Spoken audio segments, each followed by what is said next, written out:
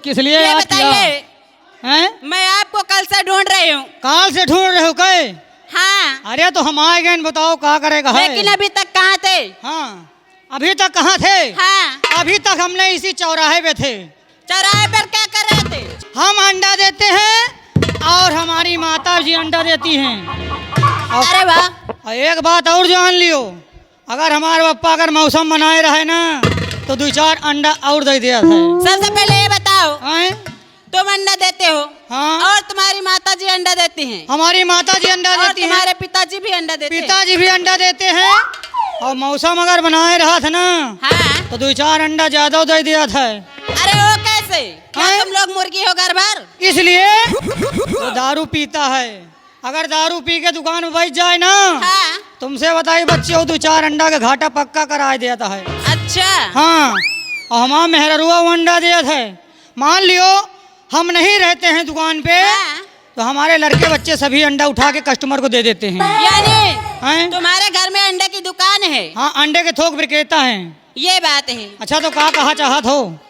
उस्ताद जी, हैं? मैंने तुम्हें इसलिए बुलाया है हाँ हाँ, कि मेरा एक छोटा सा सवाल है। एक छोटा सा सवाल है। हाँ, तुम्हें कोनो सवाल में बवाल तो नहीं ना? नहीं नहीं, तो? मेरे सवाल में कोई बवाल नहीं है। अच्छा। लेकिन एक शर्त है, कौन शर्त है? अगर मेरे सवाल का जवाब नहीं दे पाए तो जो सामने दादाजी बैठे हैं ना, ये दादा हाँ हाँ यही, ये क्या करी हैं? ये देख रहे हो मैं क्या पहन रखी हूँ? तो क्या करेगा परी? इसी को पहना कर अच्छा, तुम्हें सारे शहर में घुमाएंगे। या जौन पहने हो गए, हाँ, या चोली हाँ, और लहंगा और पहनाए के ये दादा हमका घुमावल जी है गाँव के। हाँ, और मान लियो मौका पाओ तो कहो दादा लहाओ करे कहे। चलो अच्छा बताओ कौन सवाल है तुम्हार? दादा होशियार हो जाओ, तुहाँ मोछा तारे हो न दे। अब बताओ, मेरा सवाल सुनो। बताओ कौन ऐसी सवाल है? कौन सी चीज है हाँ, जिसे भूख लगने पर मैं खा सकती हूँ? भूख लगने पर खा सकती हूँ, खा सकती हूँ, प्यास लगने पर तो पी सकती हूँ, पी सकती हूँ, और ठंड लगने पर तो उसे जलाकर ताप सकती हूँ। आप बताओ दादा, कहो कम से कम बुढ़ापे का ख्याल करो। अब बताओ, सवाल बड़ा भारी सवाल है, ये सवाल बड़ा बवाल है। ए मैडम जी, कहिए। तुम जहाँ से पूछ रही हो ना, हाँ, वहाँ से आज हम तुमको बताएंगे। तो बताइए। दादा मोछा तरे न हो दिया।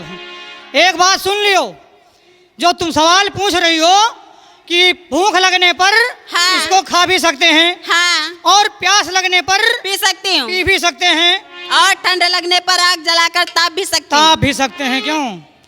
ये जानती हो क्या चीज है? क्या है? ये है नारियल का गोला। अगर उस गोले में से खा भी सकता हूँ और पी भी सकता हूँ, और अगर ठंड लग जाए तो ताप भी सकता हूँ। बताओ दादा, सही है गलत? ये बात तो सही है। सही है आपका गए? सवाल बिल्कुल सही है। तो सवाल है तो चलो दिल्ली। ए!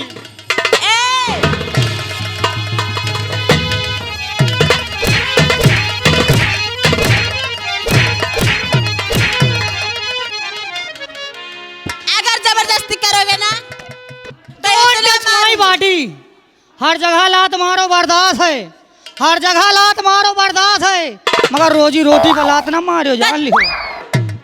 ए उस्ताद जी, मैं तो तुम्हें एक बात बताना भूल ही गई। का बतावे कि भूल गयू? मेरा मन कुछ खट्टा मीठा खाने को कह रहा है। तुहार मन खट्टा मीठा खाए का मन कह रहा है? हाँ, चलो अपने यही गंगा कैसेट वाले से कह रही नहीं कि एक तय के इमली ले खवा दियो। मैं इमली नहीं खाऊंगी। फिर का खाई हो? जैसे कहता है, बैर है, आम है। कैथा बैर आम जामुन कहे, हाँ, मौसम पाए जाओ तो हम हो चबाई जाओ कहे। लेकिन बात क्या है मैं बता रही हूँ क्या तुमको। बात है? आज क्या बात है? आज तुम बहुत अच्छी लग रही हो यार, मैं अच्छी लग रही हूँ? बहुत अच्छी लग रही हो। मुझसे ज्यादा तो आप अच्छे लग रहे हैं। या बताओ हाँ, तुमका को बनाई सी? अरे मुझको भगवान ने बनाया है। तुमका भगवान बनाए नहीं कहे? हाँ, इसीलिए तो और तुम्हारे आपको किसने बनाया है? हमका ना पूछो, तुमका ऊपर वाले भगवान बनाए नहीं चुनबिन के। और आपको? हमका ना पूछो, हमका तरे वाले हनुमान बनाए न गदा से पेल पेल के। अच्छा, इसीलिए तुम्हारा मुंह चूमा चाटे लायक, हमार मुंह ईटा गुम्मा से खूंदा ही लायक है। अच्छा। हैं? ए उस्ताद जी, कहो। आइए मैं आपको बताने जा रही हूँ बात क्या है। का है बताओ? बताओ। आज बताओ, आज हम सुना चाही थी। ठीक है तो सुनिए। हाँ तो सुनाओ, का कहना चाहती अरे हो? गोरे गोरे है गाल ललना के, गोरे गोरे है गाल।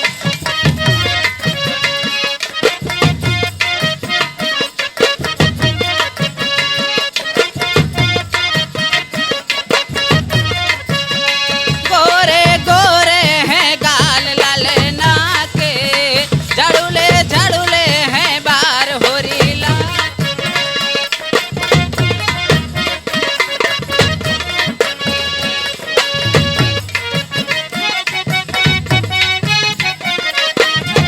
गाल ललना के हो बार होरीला के, गाल ललना के हो बार होरीला के, गोरे गोरे हैं गाल होरीला के।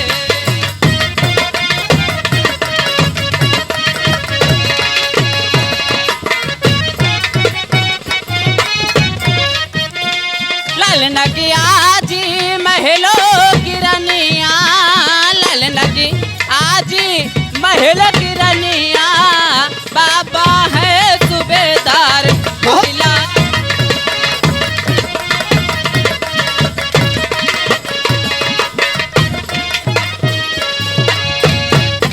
हेलो हेलो, शान शान शान, ये आगे और छागे। हमारे माननीय गंगा कैसेट की तरफ से 101 रुपए का पुरस्कार पार्टी, शुक्रिया धन्यवाद। मैं बाबू जी का शुक्रिया अदा करती हूँ। और कहना क्या है?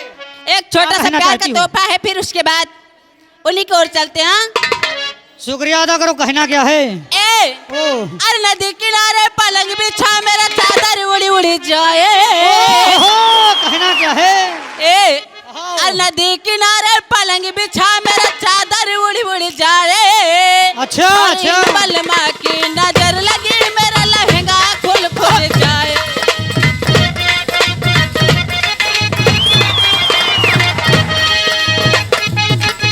नदी किनारे पलंग बिछा, मेरा चादर उड़ी उड़ी जाए। नदी किनारे पलंग बिछा, मेरा चादर उड़ी उड़ी जाए। इन बलमा की नजर लगी, मेरा लहंगा। क्या बात है?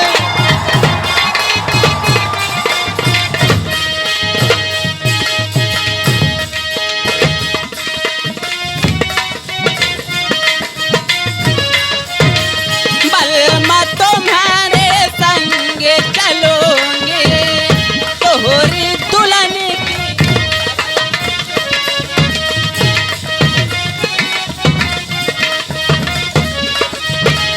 बलमा तुम्हारे, बलमा तोहरे संग चलोगे, तुम्हारी दुल्हन की सवती बनूंगी, सवती बनूंगी। मरी दैया, मरी दैया, सो दैया मोरी जबान।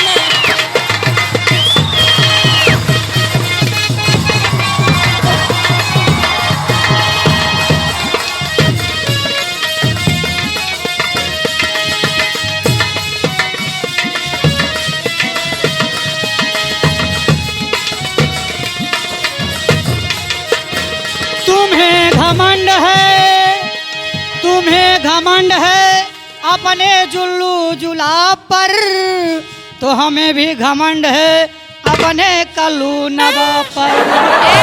और मोहब्बत हमसे कर लो, धोखा हो नहीं सकता। अच्छा, मोहब्बत हमसे कर लो, धोखा हो नहीं सकता।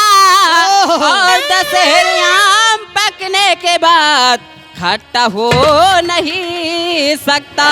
कौन कहता है कि बूढ़ों के जोश नहीं होता?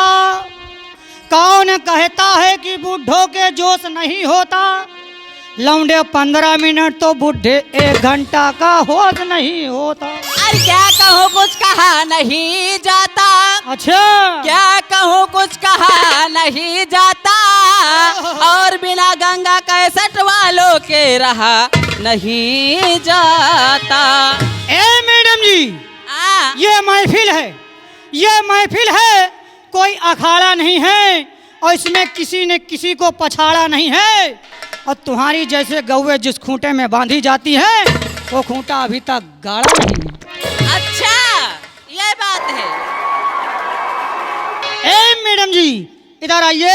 ये आ गए हमारे अशोक कुमार, डिस्ट्रिक्ट प्रतापगढ़, लखनऊ के रहने वाले। जी तुम्हारे लिए 151 रुपया का पुरस्कार पार्टी को, शुक्रिया। मगर मैडम जी क्या एक है? भोजपुरी गाना मांग रहे हैं, क्या कहना चाहती हो? भोजपुरी मांग रहे हैं। हाँ शुक्रिया अदा करो, क्या कहना है? बस शुक्रिया अदा करते और चलते चलते कहना है, क्या अरे कहना आई चाहती हो? सुहाग राते जहिया ओहो क्या हाल है? अरे चार चार करे चार। ओहो तुहार चरपैया है कि या जाऊं? अरे देला हटा हो। मुझकाई करी हैया ए बालम, अरे देला मुझकाई करी हैया ए बालम, अलैहा बंगलिया से दवैया ए बालम।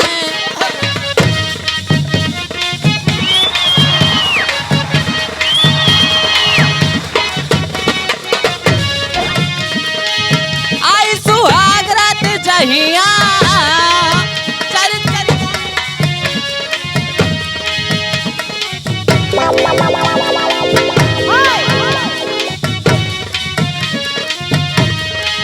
दल मुझकाई करी हैया ए बालम, दल मुझकाई करी हैया ए बालम, लैहा बंगलिया से दवैया ए बालम।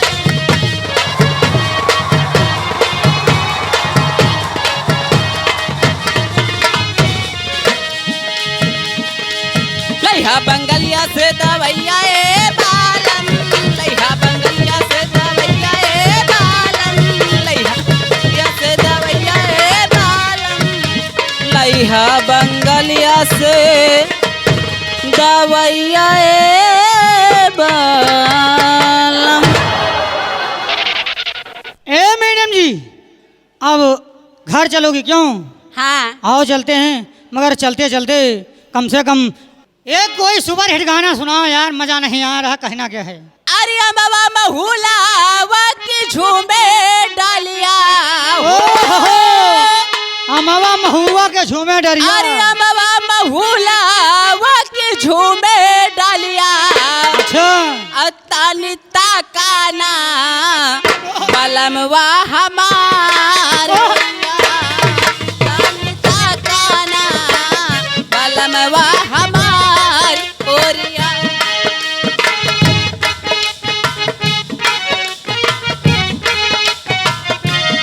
ओ बाबा महुला वक्त झूमे डालिया हो, बाबा महुला वक्त झूमे डालिया, तानी ताकाना कलमवा हमार ओरिया, तानी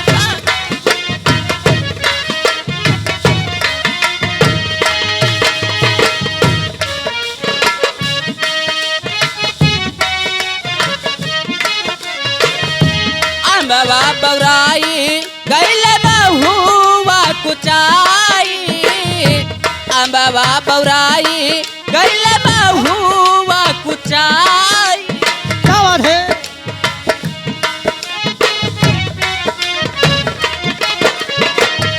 अम्बवा बौराई गैले बहुआ कुचाई, अच्छा अम्बवा बौराई गैले बहुआ कुचाई, महुलवा की राती भर झूमे डालिया हो, महुलवा की राती भर झूमे डालिया, तानी ताकाना कलमवा हमार ओरिया।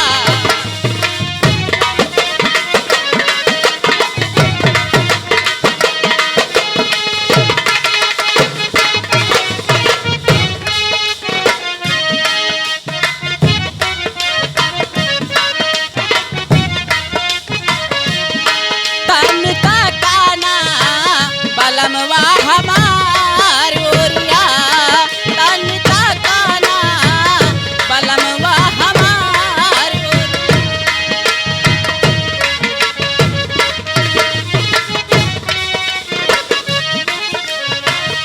महुआ बिनान गैली वही महुआ गिया महुआ बिनान गली वही महु